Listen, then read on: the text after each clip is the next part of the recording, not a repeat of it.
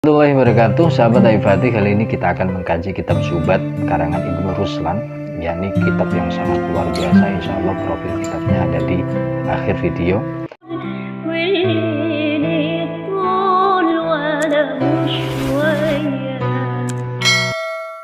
Para sahabat Aifati, di sini disebutkan bahwasanya fa'alimun bi'ilmihi lam ya'malan.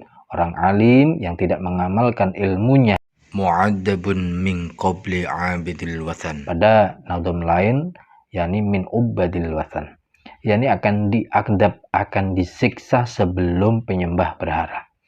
Masya Allah, ini beban bagi orang alim yang tidak mengamalkan ilmunya. Tidak mengamalkan ilmunya dalam artian bukan semua ilmunya, akan tetapi tentang hal-hal yang diwajibkan Allah kepadanya, hal-hal yang dilarang oleh Allah, akan tetapi diterjang oleh orang alim, maka dia akan disiksa oleh Allah Subhanahu wa Ta'ala sebelum penyembah berhala. Akan tetapi pemahaman ini menurut Al-Alama Syekh Abdul Hamid dalam kitabnya yakni Anwarus Saniyah 'ala Duraril Bahiyah menyebutkan bahwasanya yang dimaksud alim ini bukan alim-alim dari ummatil Rasulillah Shallallahu Alaihi Wasallam, bukan umatnya Rasulullah, bukan orang-orang alim dari umat Rasulullah Shallallahu Alaihi Wasallam. Akan tetapi yang dimaksud alim itu adalah alimnya ahli kitab, yakni orang-orang terdahulu seperti Yahudi atau Nasrani yang dikirimi kitab, diturunkan kitab samawi oleh Allah Subhanahu wa Ta'ala. Mereka tidak mengamalkan ilmunya, maka mereka akan diadab sebelum penyembah berhala. Ada sebagian ulama yang memberikan pendapatnya bahwasanya yang dimaksud alim dimasukkan ke neraka sebelum penyembah berhala itu memang benar-benar alim dari umat Rasulullah Shallallahu Alaihi Wasallam.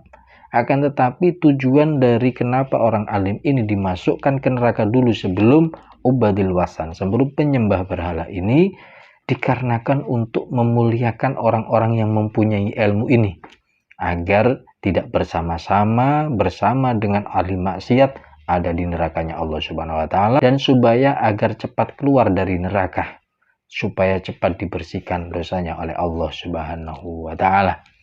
Wallahu a'lam. Yang kedua, menyebutkan Ibnu Ruslan menyebutkan wa kullu man bi ghairi ilmin ya'malu. Setiap orang tanpa ilmu dia beramal, a'maluhu mardudatun la tuqbalu, maka amalnya akan tertolak dan tidak diterima oleh Allah Subhanahu wa Ta'ala. Ini sudah maklum adanya bahwasanya orang yang tidak mengetahui ilmunya lalu dia beramal tanpa didasari ilmu, maka jelas amalnya akan tertolak, akan ditolak oleh Allah Subhanahu wa Ta'ala.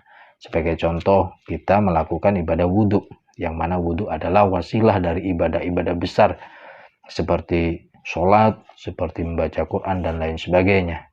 Akan tetapi kita melakukan wudhu tidak mempunyai dasar ilmunya, maka niki hati-hati, takut-takut ini tidak diterima wudhunya dikarenakan banyak kesalahan di dalamnya, karena memang tidak didasari oleh ilmu. Begitu juga sholat, kalau sudah wudhunya tidak sah, sholatnya begitu juga, sholatnya tidak sah, dan lain sebagainya. Karena ibadah ini seperti hubungan yang paralel. Kita membersihkan, kita mensucikan najis, hubungannya nanti juga kepada sholat. Kita wudhu agar sholat kita sah, dan lain sebagainya. Ini seperti hubungan yang paralel. Maka dari itu para sahabat Aifati diperingatkan oleh beliau Ibnu Ruslan, setiap orang tanpa ilmu dia beramal, maka amalnya sudah pasti tertolak, tidak diterima oleh Allah Subhanahu wa Ta'ala. Maka dari itu para sahabat Aifati, mari kita mencari ilmu, kita pahami tentang ilmu-ilmu agama ini, terutama kita tidak usah muluk-muluk belajar agama, ingin paham Al-Quran semuanya dari 114 surah, pengen paham semuanya, pengen hafal semuanya, dari ribuan hadis, ratusan ribu hadis, pengen hafal, pengen paham semuanya. Itu bagus, akan tetapi yang paling penting para sahabat Aifati, yakni ibadah harian kita harus benar-benar tahu ilmunya dan kita beneri.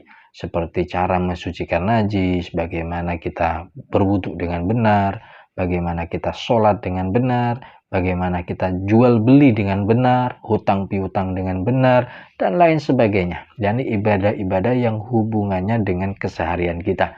Mari kita benari dulu agar ibadah kita diterima oleh Allah Subhanahu wa Ta'ala. Para sahabat Al-Fatih, mungkin ini yang perlu kita kaji sekarang pada pertemuan hari ini, dan semoga ini bermanfaat. Assalamualaikum warahmatullahi wabarakatuh.